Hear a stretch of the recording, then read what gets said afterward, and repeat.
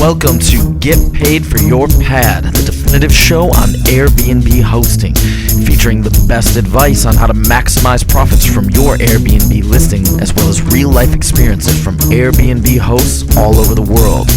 Welcome. We are your hosts, Josefa Kapadia and Jasper Rivers. Get paid for your pad. Get paid for your pad. Get paid for your pad. Get paid for your pad. Get paid for your pad. Get paid for your pad. Hey guys, welcome back to another episode of Get Paid for Your Pad.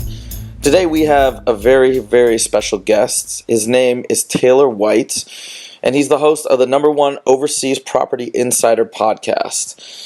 He has listeners in over 80 countries, and he's an absolute master of purchasing real estate abroad, but I'm not going to get into that completely. I'm going to let him tell you all about himself in great detail.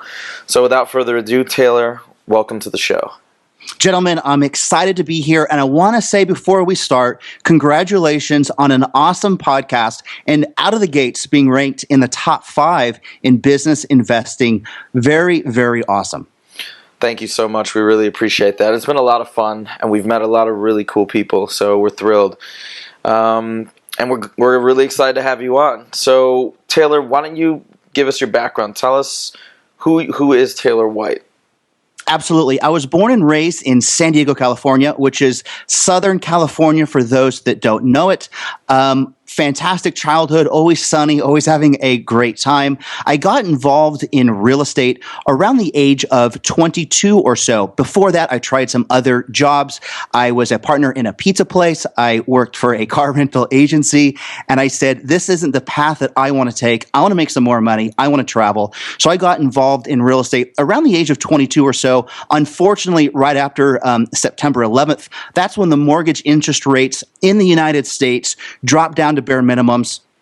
And I was reading great authors like the Robert Allens or the Carlton Sheets. There's a lot of fantastic ones. Robert Kiyosaki that was talking about strategies to use if you have no money, no credit, no nothing like I did, to get started in real estate. So I started buying and selling real estate with my own money or no money or using credit cards or creative financing. Buying and selling in San Diego, as well as a couple other locations in Southern California.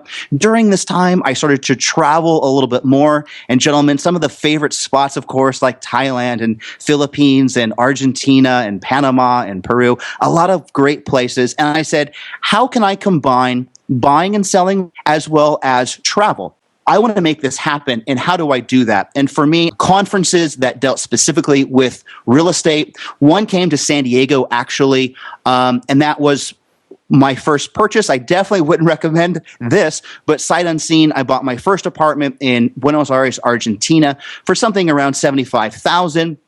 And as they say, I was hooked. I started my process then, and from there I've bought and sold in Buenos Aires, Argentina, Fortaleza, Brazil, coastal in Nicaragua, as well as different locations in Panama, and then of course in Southern California. And that wraps up a little history. So, how do you buy a house if you have no money? Well, that's a great question, and I don't want to speak for the whole world because I don't know, but let me speak from the States. When the interest rates went down, specifically after 2001, there's a lot of different strategies that you can use. The one that I used was we had loans that were either 100% financing, so it was one loan, or you'd get 2 loans. One 80%, and one 20%. So again, equals a 100% loan. So that was 100% financing. Now, when I needed down payments, these are completely true stories. I'm not making this up. When I needed down payments, I would, of course, at that time, I got credit cards, and I would do cash advances on the credit cards, or I would do balance transfers on the credit cards. I would try and time it so when my credit was run by the mortgage broker or the bank, they wouldn't see these new, that I was kind of transferring money all over the place. But for me, when I got started at the time, I did everything zero down. If I needed any cash creatively, I might have got it from a credit card. I might have borrowed it from a friend. I might have put the pieces of the puzzle together as best as I could. But at the time and now, I'm all about creatively, how do we get this done? Wow. That's interesting. I've never thought of investing in real estate this way. And is this something you would recommend to people?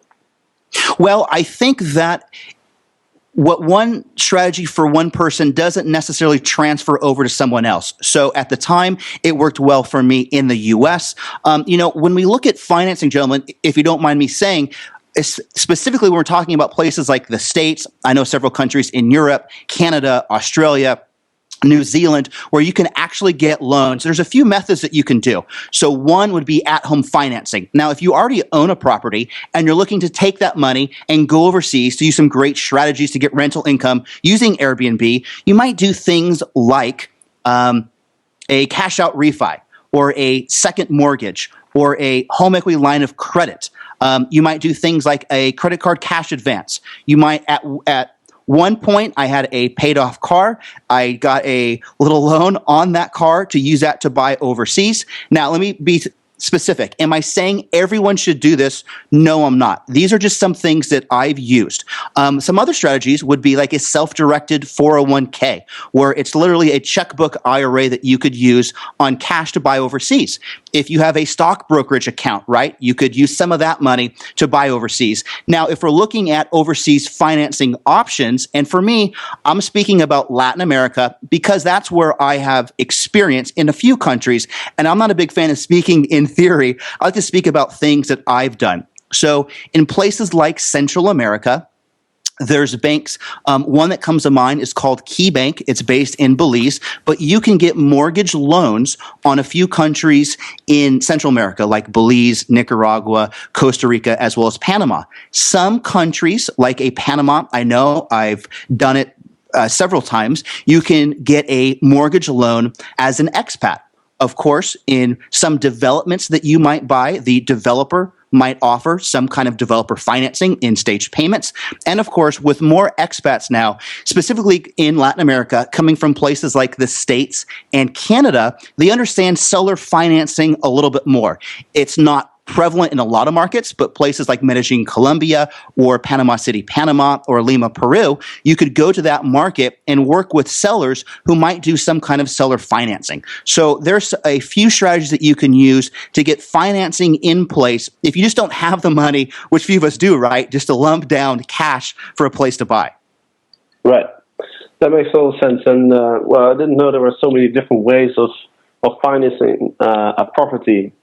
I thought getting a mortgage is pretty much the only one. But let's get into, I like the practical aspect of your approach. Let's say I want to go overseas and I want to buy a piece of real estate and I want to rent it out on Airbnb. Can you shine a little bit of light on how should I go about this? Like, what will be the first steps? Jasper, it's a great question. I'm not sure what it's like in the Netherlands. I've never been to the Netherlands, unfortunately, but I will at some point. In the States, there's this thing called the MLS, right? So basically everybody at any given time has all the same numbers at their fingertips, whether they go to Zillow or Realtor.com. There's a lot of great sites. Everybody has the same information at any given time. When you go to Latin America, in the markets that I've been, there's no MLS. So it's very hard for you to understand what values are unless, one, you have great contacts already there, or two, you get on the ground yourself. So the best way to find out what values are is to really niche down. It's to really target on a specific market or a couple of markets.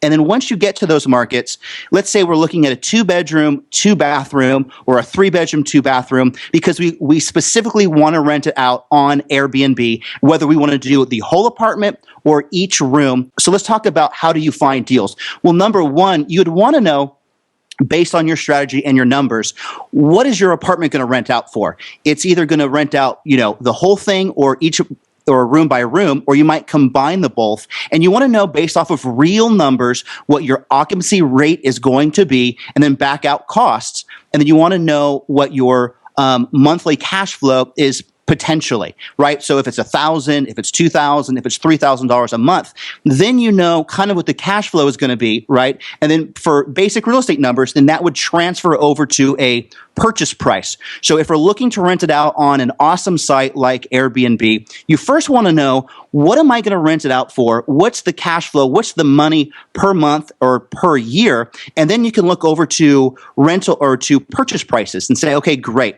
Here's a purchase price that I can based off of my hard numbers, not made up numbers. You want hard, real numbers. And then with that purchase price, what I would definitely recommend, and this is more helpful if you have cash, of course, is, and let's use easy numbers, gentlemen. Let's say it's $100,000 across the board. What I want to do is be on the ground, work with a lot of great agents who have contacts with sellers, and I want to specifically target out-of-country owners, because this is not their primary residence. They might be getting divorced. They might need the money. Someone might have gotten sick. There's a lot of reasons why people need to sell. And I want to, even though I have $100,000 and even though I've worked out my cash flow rentals, I still want to walk into a great deal. So I have $100,000 cash. I want to find apartments that I believe I could sell, if I so choose, at $150,000 or $175,000. So gentlemen, I think it's very, very important to understand first what your hard numbers are to rent it out. Then you can look at a purchase price that you can pay. And then on top of that, let's be honest, let's walk into a great deal from the start so we don't hope for appreciation later. And Taylor, so you mentioned a couple of things that are part of the process that I wanted to drill down a little bit. So first, you said, all right, it's really important to try and get an idea of monthly occupancy as well as to get a good estimate of the cash flow. What are your strategies that you would recommend to make those estimates with hard numbers? That's a great question. And I think that if you don't know a market well, you haven't been there, you're not maybe professionally doing this yet, you want to go to the professionals that are already doing it. So let's take Airbnb as a great example. What if you go to Airbnb in a market that you're looking at, which is Medellin, Colombia? Andrew Champion's a great example, right? Or First American Realty there. And you speak with them first. You say, look, here's what I'm thinking about doing. Here's a strategy. I want to find out true rental rates for this 2-bedroom, 2-bath. I don't want to find out made-up stuff. If you can, provide me with rental receipts, or let me speak with some of the people that you help rent out, or if you can speak with owners, and you want to find out exactly, okay, how much are you renting things for? What's the average rate? Sometimes you might do less, sometimes you might do more. What's your occupancy rate? What are some of the example costs that I might not be familiar with? So I think it's very, very important that you want to speak with people who are already doing what you're doing so you can get hard numbers, and then you want to network with them and better understand what things are like in that area first before you make a decision to buy. Okay, and one other question: when you talk about finding great agents or getting good people that have good information, do you have recommendations on how to do that? For example, are there international resources that rank agents or give you any statistics on the number of sales they've had, etc.? Great question. There's 3 main sites that come to mind right now. I'm not recommending everybody that these are the greatest sources ever. I'm saying that they're examples of places to start. One is liveandinvestoverseas.com. One is internationalliving.com. Another great one that's not real estate specific, but they have a membership that is fantastic, is sovereignman.com. But one strategy that I would use is I would go to these sites, I would see the agents that they might recommend. Let's go back to the example like Medellin, Colombia. It might be Rich Holman at First American Title Realty, or whatever it's called in Medellin. And then you can see, okay, great. Who are his clients? Is he actively buying and selling? Does he have someone like Andrew Champion that handles his rentals? If so, let me talk to him, find out some numbers. So I think that you might want to start with some big companies, see who are the on-the-ground agents that these companies might use.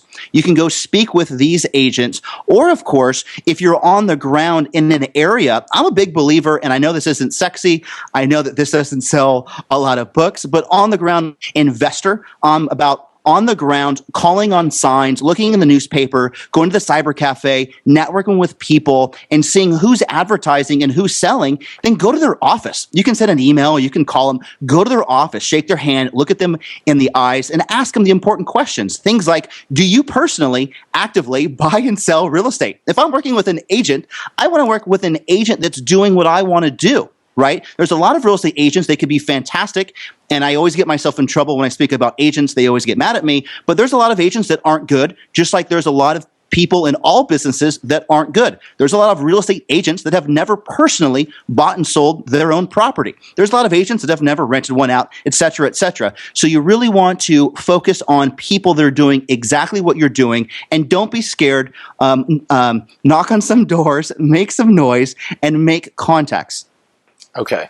Awesome. So that was so packed with amazing advice. You gave 3 great websites. I believe they are Live and Invest Overseas, International Living, and Sovereign Man. We're going to put those all in the show notes, by the way, but that was great. And one quick related question, and I know this is a highly nuanced evaluation process when you're trying to pick a country or region to invest in, but let me phrase it this way. If you were for the next property that you want to buy, where do you see a good market, at least for yourself, that you want to invest in? Well, for me, I've never been to Europe, so I don't want to speak on Europe. A lot of locations in Southeast Asia, if you do a little investigation, you can't really own, so it's not really freehold, it's leasehold. So once I hear that stuff, it's not even worth the bother, in my opinion, for a small investor that really cares about 1 or 2 places. So again, I go back to Latin America.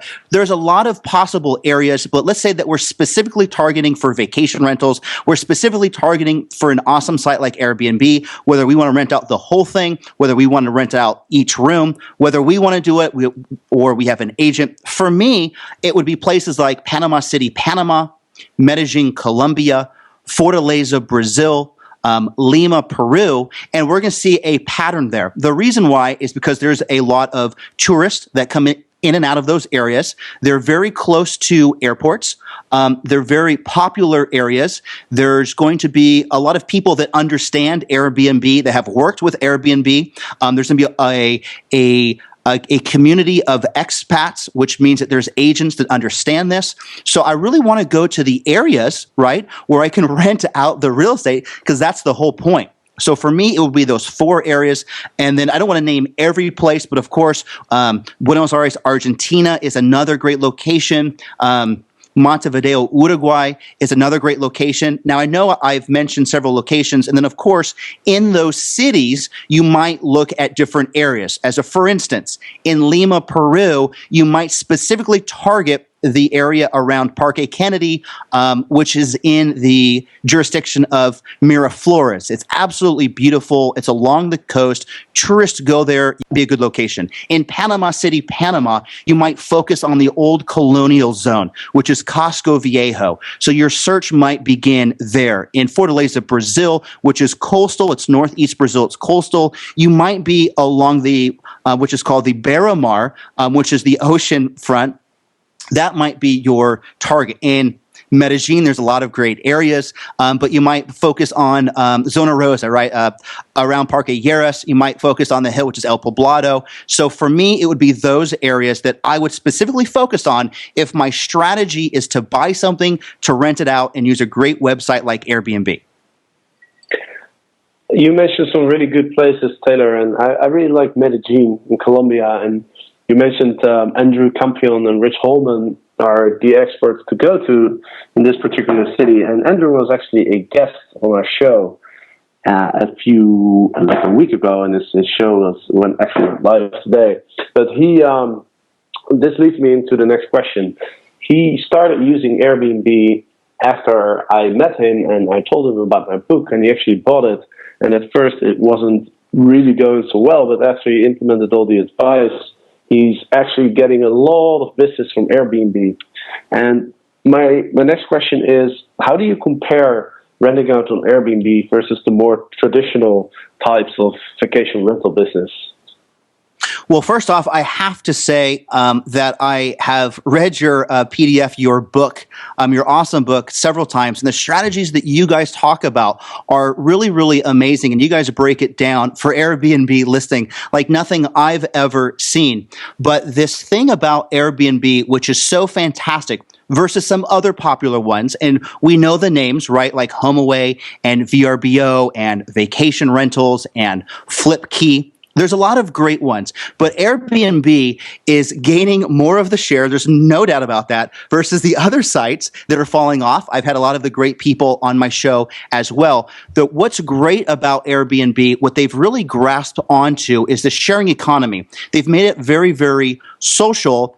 And what I love about it from a business standpoint is that you don't just have to rent out your whole entire apartment. And Jasper, I know from your book that you're a fan, more of a fan of renting out your entire apartment, probably because you also travel quite a bit. But what I love about the Airbnb model is that you're able to rent it out, micro subletting, right? So if you buy an apartment that's 3 bedrooms, potentially you could have 3 renters if you so choose. The old model is it's either always occupied or it's always vacant, right? And this newer model can be, if you so choose, the micro subletting route on Airbnb where you can rent it out per room. Now, you might find a great local promoter or agent to help you with that. You might do it yourself from a distance, like you guys are masters at, or you might be there yourself. A newer model is to be there yourself, live in one room, and potentially rent out the other 2 rooms. It's a great way to either help pay your mortgage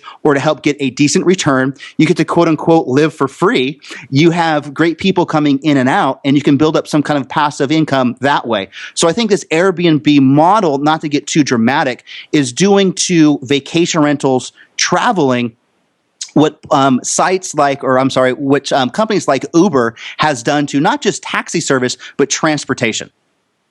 Yeah, I totally agree with you.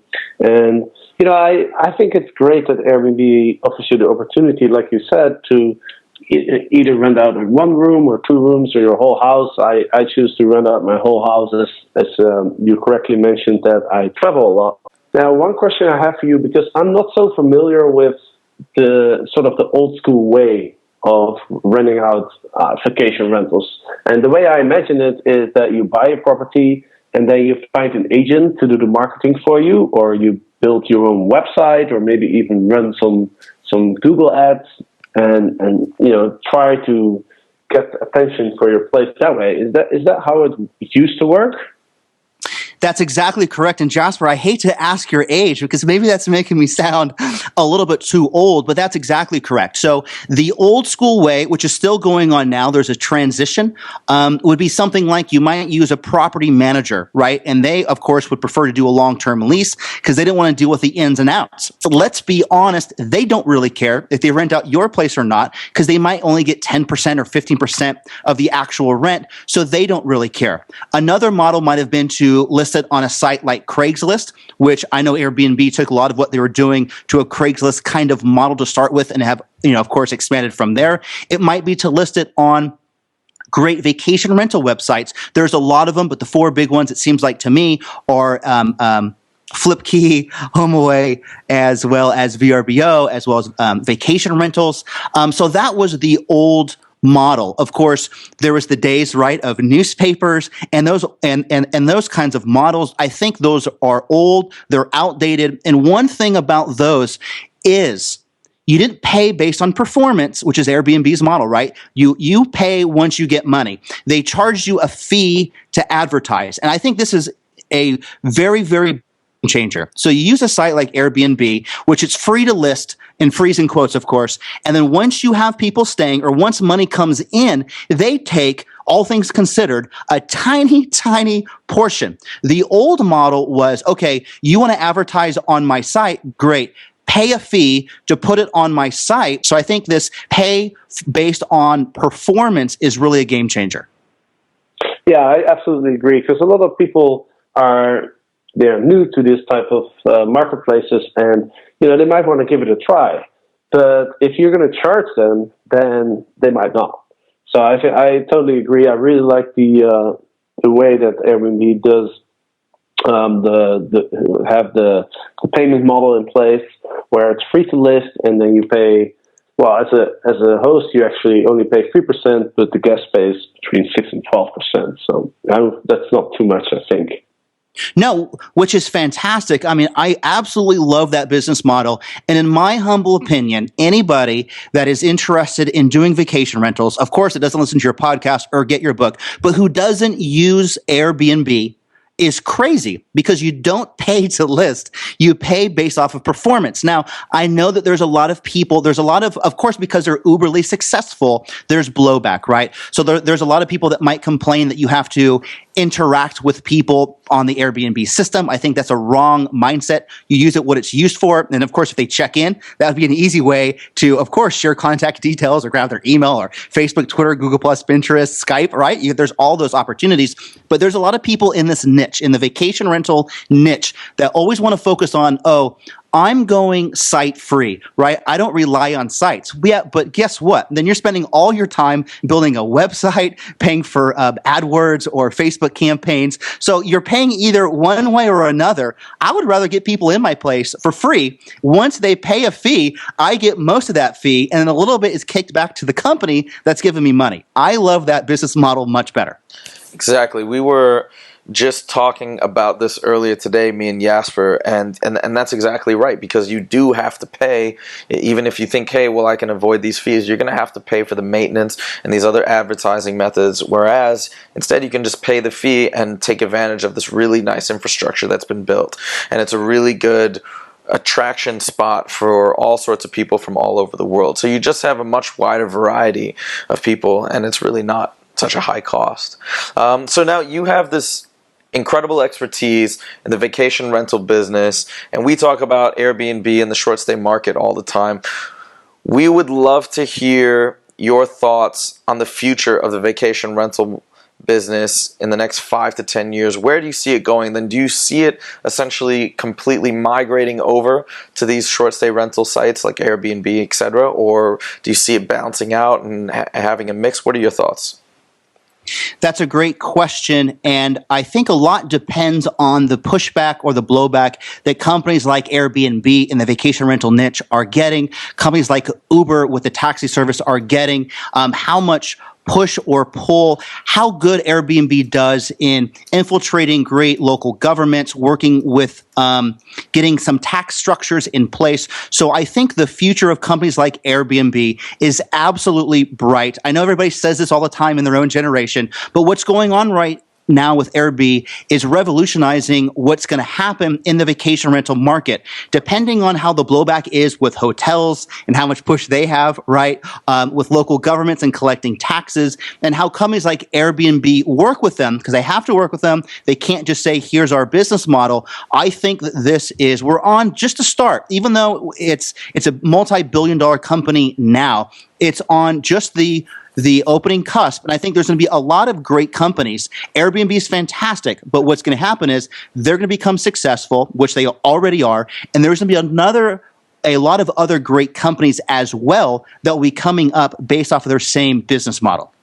Okay, interesting. Yeah, and it's interesting too, because while there has been some negative blowback as far as government, local authorities, or of course, obviously the hotel industry, but there has been an embrace that has been starting to pop up across different countries. For example, in France, the UK, the Netherlands, and different regions in the States as well. So there's two things that are happening, but I think it seems as though the tide is changing, and other authorities are sort of beginning to recognize that it's an inevitable part of the future. And what can you do? The business is changing, and you're going to have to embrace it. I completely agree. And if you don't mind me saying, I wanted to add, it's also very important for people involved with Airbnb. Take the high road. They're honest. They work hard, because a downfall of companies like this could be to where if they don't have proper systems in place, and I'm not saying this is going to happen. I'm not saying it has happened by any stretch of the imagination, but what you could get is some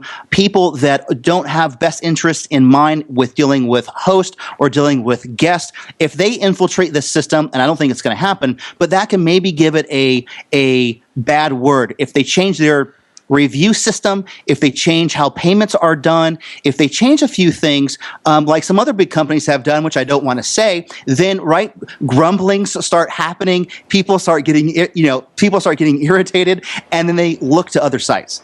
Right. Yeah, that makes sense. That is probably something to watch out for, certainly. Okay, Taylor, it has been an absolute pleasure to have you on, and I really hope that all our listeners can soak up the massive amounts of advice that you've provided. By the way, guys, we are going to put everything that Taylor has mentioned into our show notes. By the way, Taylor, can you give out your contact information, name of your podcast, all that good stuff? Absolutely. Main website, internationalrealestatelyistings.com. From there, you can find my Overseas Property Insider podcast, and I welcome all and any emails to taylor@internationalrealestatelyistings.com. Okay, terrific.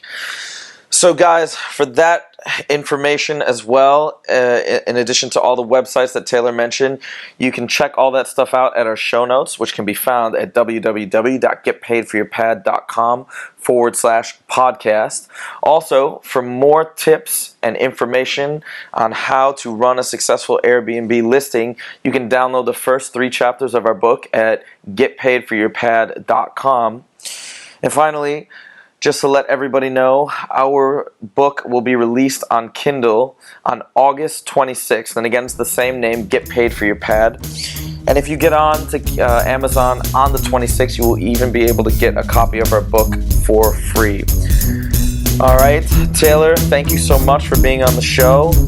And with that, we are wrapping another episode of Get Paid for Your Pad. See you guys next time, every Monday and Thursday. Get paid for your pad. Get paid for your pad. Get paid for your pad. Get paid for your pad. Get paid for your pad. Get paid for your pad.